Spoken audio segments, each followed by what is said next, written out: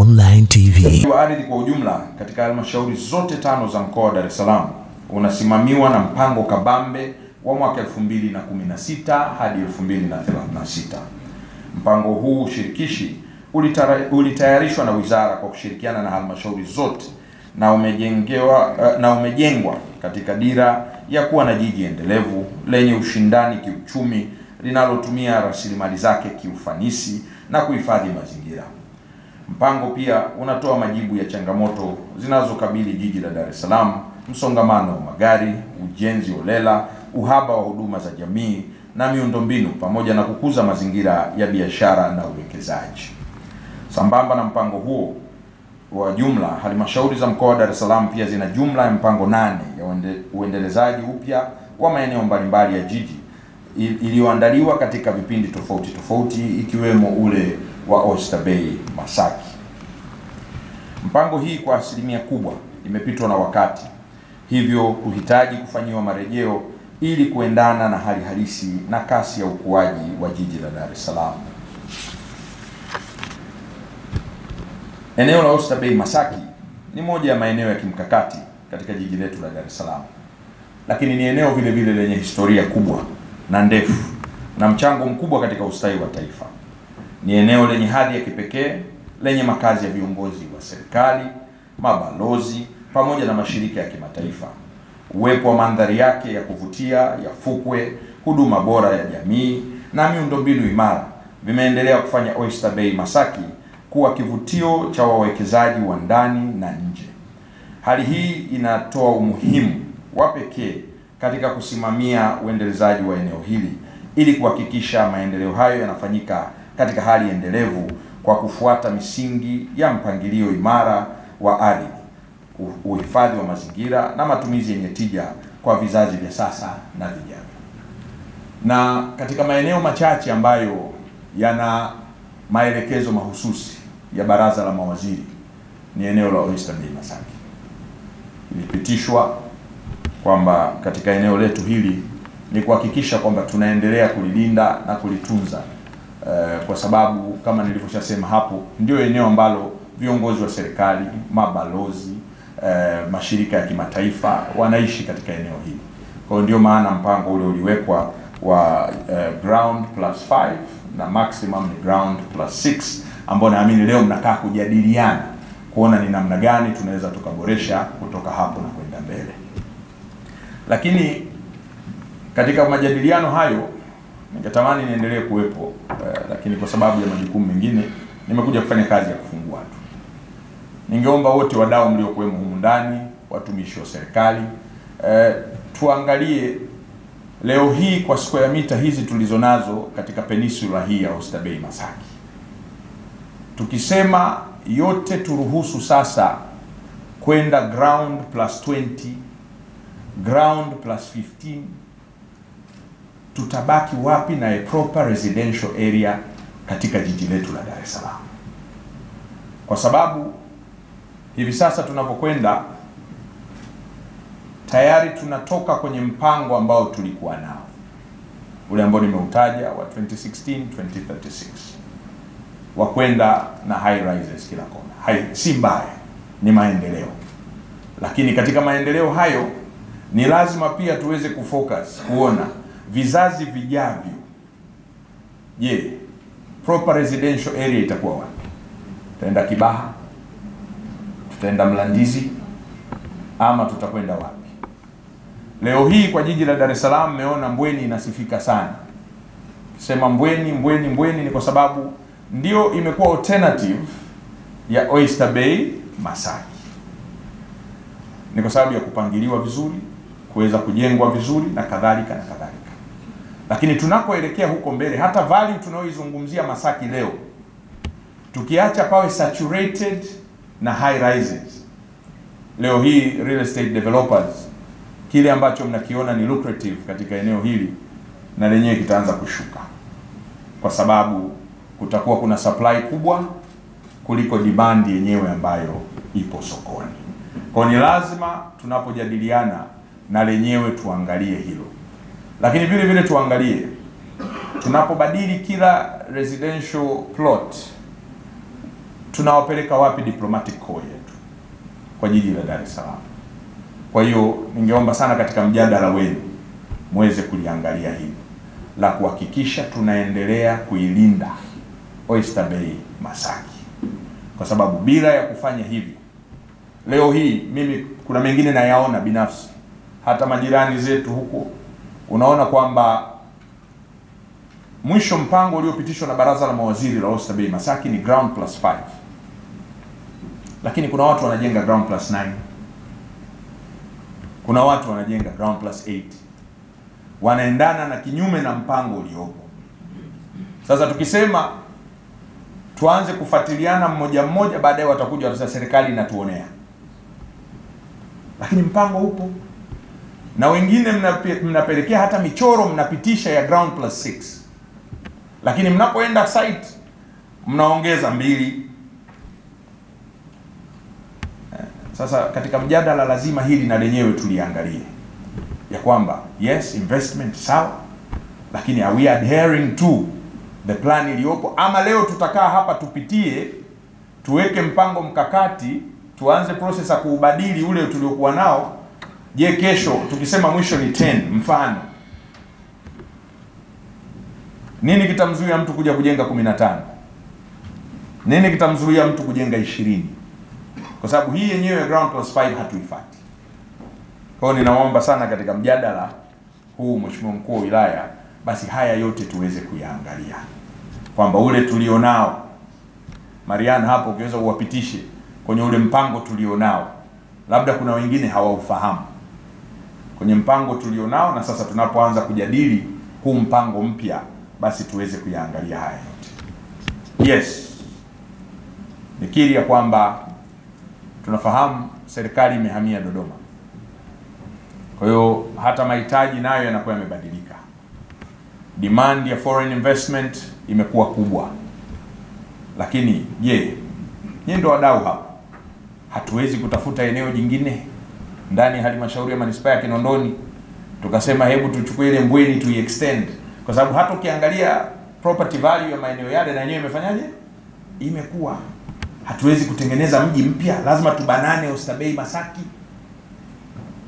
tuigeuze Kariakoo nyingine.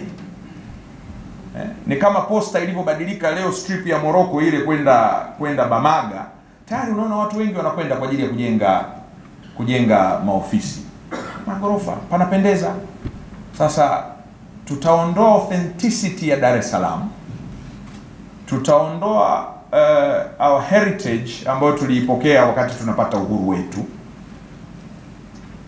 wakati we have an opportunity ya kuanzisha a new town. Wizara ya Ardhi tunatamani kuona kama tunavyofanya Makangira kuweza kuparidevelop na kufanya land pooling, basi tupate eneo jingine tukatengeneza sasa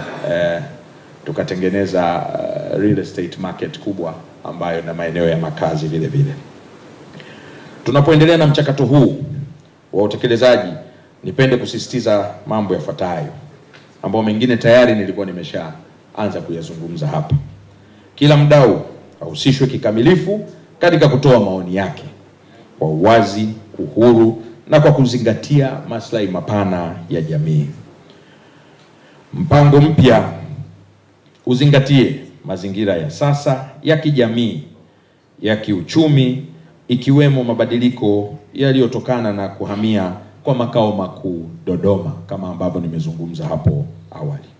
Uendelezaji wa fukwe na mandhari ya asili ya eneo la mpango uzingatie kanuni za uendelevu ambazo kwa sasa wengine humu ndani huenda hamzingatii hata kanuni ambazo tunazo za ground plus 5, tunazidi tunakwenda ground plus 8 plus 9. Sasa huu mpango ambao tunaujadili leo, basi tuhakikishe kwamba tutazingatia mambo hayo, kuhakikisha mpango huu unafungamana na mpango kabambe uliopo, ambao ningetamani tena kuona hapa watu wangu wa ardhi, mkurugenzi, mnawapitisha katika mpango kabambe uliopo, ili sasa mnapoanza kujadiliana basi tujadiliane in line na mpango kabambe ambao tunao. Sekta binafsi ipewe nafasi stahiki, lakini kwa kufuata miongozo ya maendeleo ya miji na kulinda haiba na maeneo haya ya hadhi ya juu. Hili pia nimeligusia sana katika maelezo yangu, ya kuhakikisha tunalinda haiba ya maeneo haya ya Oyster Bay na Masaki. Ndugu wadau, fursa hii ni ya kipekee katika kuandika historia mpya ya jiji letu la Dar es Salaam kupitia uendelezaji upya wa eneo hili la Oyster Bay na Masaki. Ni matumaini yangu kuwa mjadala wa kina na uwazi utasaidia washiriki kujenga uelewa wa pamoja juu ya changamoto zilizopo na kuweka maazimio na mikakati ya pamoja ya namna ya kushughulikia swala hili ili kuchochea maendeleo endelevu ya eneo hili. Tukiungana pamoja kama wadau, tunaweza kujenga mji jumuishi, salama, unaovutia na unaoendana na dira ya maendeleo ya taifa letu. Vile vile, kabla sijahitimisha, niwakaribishe sekta binafsi katika mpango ambao tunao wa kuredevelop eneo la Msasani, lile Makangira, Maandazi Road na maeneo mengine ya jiji la Dar es Salaam. Sio kwamba tunataka tufanye wenyewe, tujifungie wenyewe. Hata sekta binafsi ni part and parcel ya hichi ambacho tunataka kwenda kukifanya. Mjadala huu mpana, tuangalie namna bora ya kuweza kuanzisha eneo jingine ambalo litakuwa eneo mahususi la makazi, likapendeza, likaendana na karne ya sasa, na hata miundombinu ambayo itakuwepo iwe ya namna hiyo. Lakini bado tutapokea maoni na maono ya wadau ambao mtajadili siku hii ya leo katika kuona ni namna gani tunaendeleza eneo letu hili la Oyster Bay Masaki. Watu mengi, barabara ya Ture Drive, Chole, Haile Selassie na barabara zingine zilikuwa hazina mchanganyiko huu ambao leo tumeuona. Tumeona kuna biashara nyingi zimeendelea kushamili, lakini makazi ya aina yake kabisa. Kirudi nyuma miaka 15, miaka 20, hatukuwa na haya ma-apartment mengi ambayo yameendelea kuongezeka siku hadi siku. Kwa hivyo idadi ya watu wanaoongezeka, lakini pia na uwekezaji mkubwa unaofanyika kwenye haya maeneo, Mheshimiwa Waziri, yanaongeza chachu na haja ya kufanya marejeo ya mpango wetu wa uendelezaji wa Masaki na Oyster Bay. Kwa sababu leo kama ambavyo amezungumza Mstahiki Meya, ambapo binafsi najivunia sana Mstahiki Meya na timu ya madiwani yote, kurugenzi wetu wa manispaa, kwa jinsi ambavyo pia wanaendelea kusimamia manispaa ikiwa na masuala haya ya ardhi. Kwa hiyo thamani ya ardhi leo hii Oyster Bay, Masaki, Mikocheni imeendelea kupanda siku hadi siku. Wakati tunatengeneza mpango huu ulioko sasa hivi, pengine haikufika kwenye bilioni 8, bilioni 9 kwa ploti ya mita square 1000. Lakini leo mita moja ya mraba au kiwanja kinaenda hadi shilingi bilioni 10 Oyster Bay. Sasa itakuwaje kiwanja mtu anunue kwa shilingi bilioni 1, bilioni 10, alafu ajenge nyumba ya kawaida ya chini? Kidogo hapa haingii akilini. Kwa hiyo mpango wetu huu wa sasa hivi ni vizuri ukaendana, ukaangalia idadi ya watu tuliopo, lakini uwekezaji na thamani halisi ya ardhi iliyoko hapa sasa hivi, lakini bila kusahau misingi yetu ile ya amani na upendo na usalama. Kwa sababu tunafahamu kwenye haya maeneo pia tuna viongozi wetu wakuu wanaishi, lakini maeneo yetu ambayo pia tuna haja kuendelea kuyatunza. Kwa hiyo maeneo ya umma yale, maeneo ya kijamii, open space, tuna haja pia, pamoja na uendelezaji, uwekezaji mkubwa ambao unafanywa, ni vizuri tukaendelea kuhakikisha maeneo yetu yanavutia zaidi kwa kuwa na barabara mzuri, yanakuwa na viunga. Sasa hivi tumekuwa na watu, Mheshimiwa Waziri, wanakata tu hii miti, wote wa asili wanauharibu, ambao ni kitu kibaya sana. Uendelezaji pia uangalie na mahitaji na masuala mengine ambayo tunahitaji sana kwenye maeneo yetu. Kwa social issues, mambo ya kijamii, mambo ya mazingira, mambo ya uchumi na maendeleo, lazima haya yote tuyalete kwa table na tuwe na balance hii. Kuna mpango kuanzia mwaka 2011 ambao ulikuwa ukamilike mwaka 2031. Lakini maendeleo, Mheshimiwa Waziri, yametufanya tukutane hapa kabla hatujafika mwaka 2031. Yapo mabadiliko makubwa yametokea, mengine yamezingatia mpango na mengine hayakuzingatia mpango. Kutokana na jambo hilo, tumeona leo tukutane, tuje tuzungumze, wananchi na wadau watoe maoni. Oysterbay na Masaki tunayoitaka ni ipi? Thamani ya ardhi, inawezekana wakati tunapitisha mpango huu mwaka 2011 na sasa ni tofauti. Leo thamani ya ardhi ya Oysterbay na Masaki imekuwa kubwa, pengine tofauti na maendelezo ambayo sisi tunayahitaji katika eneo hili la Oysterbay na Masaki. Nina hakika kupitia mkutano huu wa wadau watapata fursa ya kutoa maoni yao, lakini maoni hayo yatapata baraka na wewe vile vile kama waziri wetu, kwa sababu hatuwezi tukaamua peke yetu. Hata sisi mpango huu wa 2011 mpaka na 31 ulipata baraka za Wizara ya Ardhi, Nyumba na Maendeleo ya Makazi. Kwa hiyo ni mategemeo yangu kwamba wadau wote ambao mpo katika mkutano huu mtapata fursa ya kutoa maoni na ushauri, na baadaye kupitia waziri wetu atatupa mwongozo na maelekezo ya nini tunastahili kukifanya kwa Oysterbay na Masaki tuitakayo kwa miaka mingi ijayo. Naitwa Frederick Kibwire Magina, ni mwadhiri mwandamizi kutoka Chuo Kikuu Ardhi. Pia ni mdau kwenye mapitio ya mpango wa kuendeleza eneo la Oysterbay Masaki.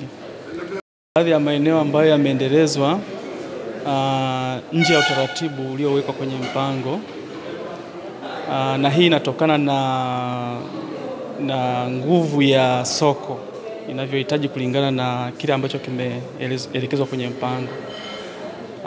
Kwa mfano, upande wa kaskazini magharibi, lile eneo lilikuwa limedhibitiwa kuwa na majengo ambayo hayazidi ghorofa 6. Lakini ukiangalia baadhi ya majengo yaliyojengwa pale, hasa mahoteli, utakuta wameenda zaidi ya ghorofa 6 ambazo zimeelekezwa kwenye mpango. Mfano mzuri ni hoteli ya Delta ambayo yumkini kila mtu wengi wanaifahamu, ina ghorofa 8 au 9 hivi. Na hiyo inaonyesha kwamba japokuwa mpango upo kwa ajili ya kudhibiti uendelezaji, lakini mahitaji ya soko inawezekana hayajakidhiwa sana kwenye mpango. Kwa hiyo kuna haja ya kufanya mapitio ya huu mpango. Lakini kuna baadhi ya maeneo ambayo yalikuwa yametengwa kwa ajili ya makazi, ambapo waendelezaji walikuwa wamedhibitiwa kutoenda zaidi ya ghorofa 2. Sasa hivi kuna majengo ambayo yana ghorofa 4, 5, 6 nje ya utaratibu wa mpango. Lakini kuna baadhi ya maeneo ambayo pia yanabomolewa, nyumba zile za awali zinabomolewa na yanajengwa majengo mengine marefu. Kwa hiyo hivyo ni viashiria kwamba kuna haja ya kuweza kufanya mapitio ya mpango. Lakini kiashiria kingine ni mahali ambapo eneo lilipo na hali halisi ya thamani ya ardhi. Viashiria na vyanzo vinaonyesha kwamba sasa hivi kiwanja cha eneo hili, yani ya Oysterbay na Masaki, lenye ukubwa wa mita za mraba 3,000 linauzwa kwa kati ya bilioni 8 mpaka bilioni 11. Kwa hiyo unaweza ukaona tu kwamba kuwa na majengo ambayo ni ya hadhi ambayo haiendani na soko pia ni kutotumia vizuri ardhi, kwa maana ya kuitumia kwa maana ya kuwa na tija zaidi. Kwa hiyo pia ni kiashiria kinacho tuonyesha kwamba kuna haja ya kufanya mapitio ili maendelezo ambayo yatafanyika, hasa majengo yatakayojengwa, yawe pia yana aksi hali halisi ya thamani ya ardhi ya soko. Tujue kwamba hili eneo lina historia yake, ni eneo ambalo historia yake inaanzia kwenye upande wakati wa ukoloni, na baada ya ukoloni, kwa sababu ya mahali lilipo na shughuli za kiserikali, serikali ikawa imetenga hili eneo kwa ajili ya makazi ya viongozi. Kwa hiyo unaweza kuona ni eneo lenye historia yake. Lakini baada ya hapo kuna mpango umeandaliwa na kuna baadhi ya matumizi ambayo yamejumuishwa mle, ambayo kimsingi yanatoa tafsiri ya eneo. Sasa kuwa na maeneo ambayo yameendelezwa chini ya viwango sio sahihi, na kama nilivyosema mwanzoni, tunakuwa tutumii ardhi kwa maana ya kuleta tija zaidi. Tunahitaji kutumia kila kipande cha ardhi kuleta tija, na ukizingatia Dar es Salaam sasa hivi ni kama sasa maeneo yameisha. Kwa hiyo ni lazima tutumie dhana za sasa hivi za upangaji ili kuweza kuhakikisha kwamba tunatumia ardhi kwa vizuri zaidi, lakini pia matumizi yao yanaleta tija si kwa mtu binafsi lakini pia kwa taifa zima. Ukiangalia eneo la Msasani, Masaki na Oysterbay, kama kutakuwa na udhibiti wa maendelezo, kimsingi serikali inaweza ikakusanya kodi za ardhi au za majengo kwa ubora na uzuri wa hali ya juu sana kuliko ambavyo inaweza kukusanya kodi kwenye majengo ambayo yapo sasa hivi. Jina naitwa Mariam Mwampese, ni mtaalamu wa mipango miji Manispaa ya Kinondoni, lakini pia ndio mratibu wa hili zoezi la kufanya marejeo ya mpango wa Oysterbay Masaki. Sasa tunaposema mpango wa uendelezaji upya, ni mpango ambao ndio unaotupa yale masharti ya kuendeleza. Yaani ujenge jengo la namna gani? La urefu gani? Matumizi gani? Parking iweje? Barabara hapo zinapitaje? Yaani yale mambo yote tunayoyaona yanafanyika katika ardhi, basi huwa tunaita ni mpango wa uendelezaji upya. Unatoa masharti ya uendelezaji ama tunasema condition za uendelezaji. Ujenge kutoka kwenye yani mwisho wa kiwanja chako mpaka unapoanza jengo ni ngapi? Hizo zote tunasema ni nini? Ni masharti ya uendelezaji ambayo sasa ndio yanakuwa kwenye hii dokumenti inayoitwa mpango wa uendelezaji upya. Sasa mpango uliopo Oysterbay Masaki uliandaliwa mwaka 2011 na ulikuwa ni mpango wa miaka 20. Kwa hiyo ni kuanzia 2011 mpaka 2031 ndio unaisha. Ndani ya hii miaka kila anayetaka kufanya uendelezaji anazingatia kilichoko kwenye ile document. Sio nje ya hapo. Yaani nje ya hapo maana yake umevunja sheria na jengo lako linaweza likavunjwa ama yani kalipa fine, chochote ambacho sheria imekikataza. Sasa mpango huu ni wa miaka 20. Na katika kipindi hiki sheria vile vile inatupa room ya kufanya marejeo kama tunaona kuna vitu labda kuna fursa zimejitokeza au kuna changamoto zinasababishwa na huo mpango uliopo, basi sheria inatupa room ya kufanyia review ama marejeo ama kuhuisha. Sasa kutoka 2011 mpaka hapa tulipo sasa hivi ni kama imeshapita miaka 15. Mabadiliko mengi yametokea. Kwa mpango uliopo unazidiwa nguvu. Kuna fursa zimejitokeza, kuna changamoto zimejitokeza, lakini ndani ya mpango hazipo. Sasa kwa sababu hiyo manispaa imeona tufanye sasa marejeo. Na miongoni mwa process mojawapo ya kufanya marejeo ni kuwaitisha wadau wa uendelezaji. Ukumbuke manispaa sisi ni mamlaka ya upangaji. Ila wadau ndio wanaofanya uendelezaji. Wadau ndio wenye maeneo, wadau ndio wenye fedha, wadau ndio wenye mambo mengi. Sasa ile process inataka tuwaite wadau, watuambie wanaona kuna changamoto gani, wanaona fursa gani, wana matarajio gani. Kwa hiyo kinachofanyika leo katika huu mkutano sasa ni kuchukua maoni yao. Manake kama tuko jikoni ndio tunapika sasa, mwenye kitunguu analeta, mwenye nyanya analeta, then tunaona pilau letu linakaaje. Liwa mpango. Kila mtu anatakiwa kufata mpango unasema nini. Lakini ikitokea sasa kuna changamoto, kuna fursa, sheria inatupa mamlaka ya kufanya marejeo. Na sasa tumeona kuna changamoto kama unavyosema hivyo, watu wamepitiliza, lakini kuna wengine pia hawajapitiliza. Sehemu imetakiwa pawe na majengo ya biashara, lakini mpaka leo bado kuna majengo ya makazi. Kwa hiyo sheria inatupa room, na kwa sababu hiyo manispaa imeanzisha huo mchakato. Na moja ya zoezi ndio hili tunaolifanya leo, kuwaita wadau watupe maoni yao na nini tufanye. Abdulkarim Mwatiki ni mdau wa maendeleo katika sekta ya miliki.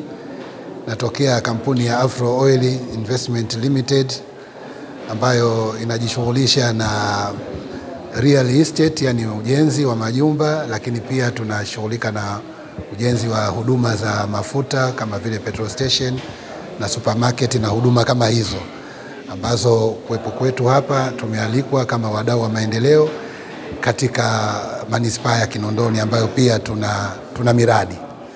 Kwa hiyo tumefika hapa kujadili mpango huo. Tunasema tunaurejelea mpango kabambe ambao ulishaanzishwa na serikali, lakini sasa mara kwa mara unapitia maboresho kutokana na Oysterbay hasa na eneo la Masaki.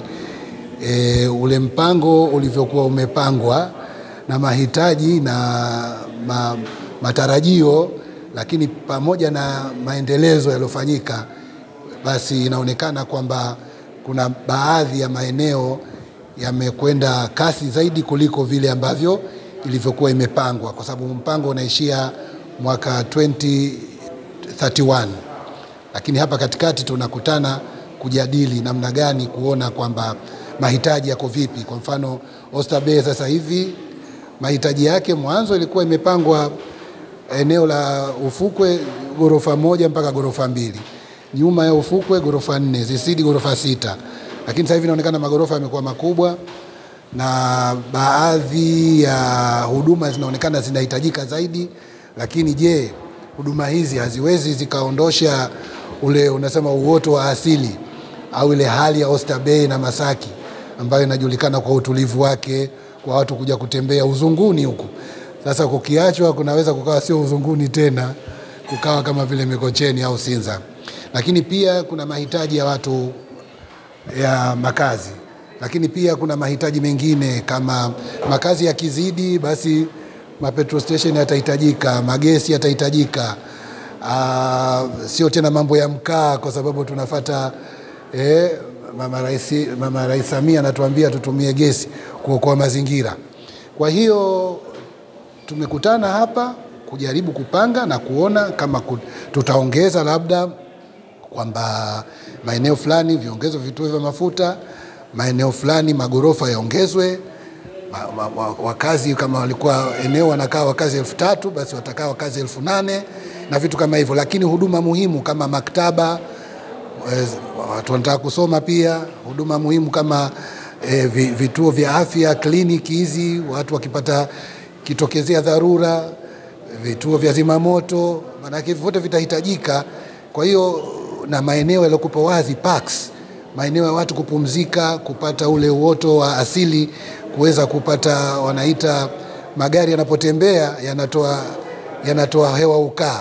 Miti hiyo na mabustani ndio yanameza ile hewa ukaa. Kwa hiyo watu wanapata kuwa na afya na furaha.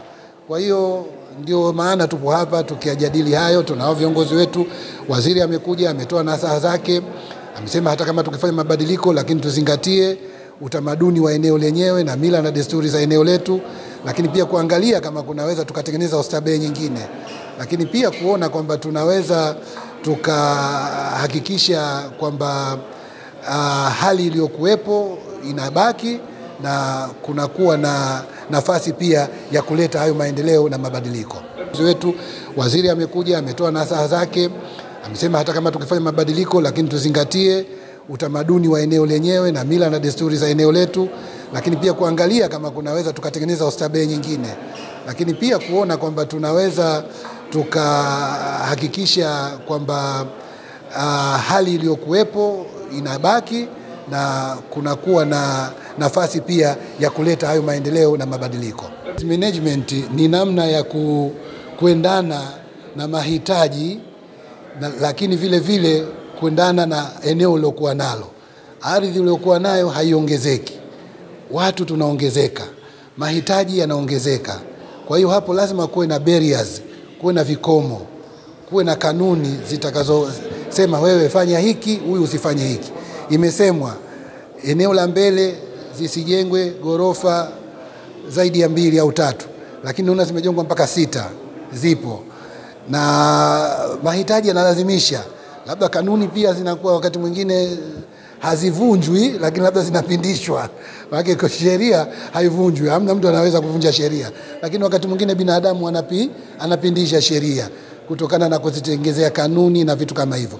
Kwa hiyo tunakutana hapa ili sasa kuhakikisha kwamba tunapojipangia kwamba maamuzi hayo kwamba katika eneo la Oysterbay ziwekwe square meters kadhaa kwa ajili ya parks au kwa ajili ya bustani, ziwekwe square meters kadhaa kwa ajili ya community centers. Sio kila mtu anaweza kuja hoteli kubwa kama hii ya kitalii, lakini kuna wengine wanaweza kukutana katika community centers. Wana hapo watakaa, watacheza darts, watacheza draft, watafanya nini, watakutana na sehemu kama hizo pia zinatakiwa ziwepo. Lakini pia huduma muhimu kama library ni huduma muhimu. Watu wanakwenda kusoma, kuna internet hapo, kuna vitu, na hasa haya masoko ya siku hizi wanaita hypermarket, zaidi ya supermarket, ambako kunakuwa na vitu vingi, vitu ndani yake vinaweza kuwa aina ya vitu mpaka 200,000. unaweza kwenda hapo ukapata kitu chako chochote, labda cha ujenzi ukapata, labda unataka cha nguo ukapata, cha nyumbani, cha vyombo ukapata. Kwa hiyo tunataka kuifanya hii Oysterbay huduma zote ziwepo, hawa watu wa magari wapate sehemu ya kupata huduma zao za magari, lakini watu wa kusoma libraries ziwepo, lakini afya na sehemu za kupumzika tu za bustani tu zenye maua mazuri na kadhalika. Kwa hiyo ni facilities management, kupangana kati ya ardhi uliokuwa nayo ambayo haiongezeki, lakini vile vile kutokana na wingi wa watu. Kwa hiyo hapo ndio maana waziri wa ardhi Mheshimiwa Ndejembi ameshauri kwamba pia brainstorm, tuchemshe bongo namna gani tunaweza tukatengeneza Oysterbay nyingine. Ni kitu ambacho kinawezekana kwa sababu bado manispaa ya Kinondoni tunayo maeneo mengi, na kuboresha yale yaliyokuwepo. Kwa mfano kama Makangira hapo Msasani, hapo tumepakana na huko Oysterbay, lakini bado panaonekana ni shanti. Kwa hiyo lazima inabadilishwa. Makangira, Maandazi Road, Bonde la Mpunga ni sehemu ambayo ardhi yake imepanda thamani sasa hivi kwa sababu ya miundombinu iliyojengwa, mabarabara haya na kadhalika. Kwa hiyo ni namna tu ambavyo tutashirikiana na vyombo vya umma na sisi wadau na kupanga kanuni, na zile kanuni zisivunjwe na viwepo check and balance wakaguzi wa kuhakikisha kama kila kitu kinakwenda sawa sawa. Shabani Mseba ni mkurugenzi mkuu wa Masaki Green Realty hapa Masaki na Oysterbay. Tumechelewa kulishughulikia swala hili, lakini ni wakati mwafaka kwa sababu ukiangalia this is the only winning neighborhood for our country. Masaki na Oysterbay ni kioo cha nchi na demand imeongezeka. Kwa hiyo tuende na wakati kwamba tukienda juu zaidi na hatutopoteza viwango, kwa sababu neighborhood yetu imepanda thamani sana. Kwa hiyo kiwanja dola milioni 2, milioni 3 huwezi kujenga ghorofa 5, developers ya lose money. Kwa hiyo nataka ujenge zaidi ili aweze kupata zaidi, na soko lilivyo sasa hivi linahitaji soko la viwango. Kwa hiyo na nyumba zinajengwa za viwango, kwa hiyo tutaweza kuhudumia wageni wengi, madiplomat, international organizations, investors ambao wao chaguo lao kubwa ni Oysterbay Masaki kwa sababu ya convenient ya shughuli zao na neighborhood ilivyojijenga kwa miaka mingi. Sasa hii haitaondoa uwasili maeneo sasa? Haitaondoa uwasili kwa sababu peninsula itabaki kuwa peninsula, Masaki itabaki, haitohamia Dodoma, haitohamia Sengerema, huko itakuwa hapa. Kwa hiyo uwasili utakuwepo, na isipokuwa tutaongeza value na tija na kipato cha wananchi na cha taifa in terms of code na vitu vingine. Salaam, tuna tatizo la kutokuwa na identified suburb, alternative suburbs ambayo inatoa huduma kwa wananchi wa kada mbalimbali. Leo ukisema Mbweni imekuwa ni only suburb ambao tulionayo sasa hivi. Kwa hiyo unidi kama Mbweni 10, 5, 6 ambazo, lakini mimi muono wangu ni katika tuweze kutumia sana developers ili waweze kujenga gated community. Gated community faida yake ni kubwa kwamba inakuwa ni gharama za kuishi inakuwa ni ndogo kulingana na mtu mmoja kujijengea infrastructure zake, security, takataka, sijui maji machafu. Lakini gated community ndo mwendo mzima ambao serikali ingeliangalia hili na kuweka sera ya developers wadogo na wakubwa waweze kupoa maeneo, wajenge nyumba 200, nyumba 500, apartment 1000, apartment 2000, ili nini? Tuende na wakati. Wenzetu majirani wako mbali, kwa mfano Kenya wako mbali sana, na hakuna miujiza, ni sisi wenyewe tu kujipanga tutafikia malengo hayo. KM Online TV.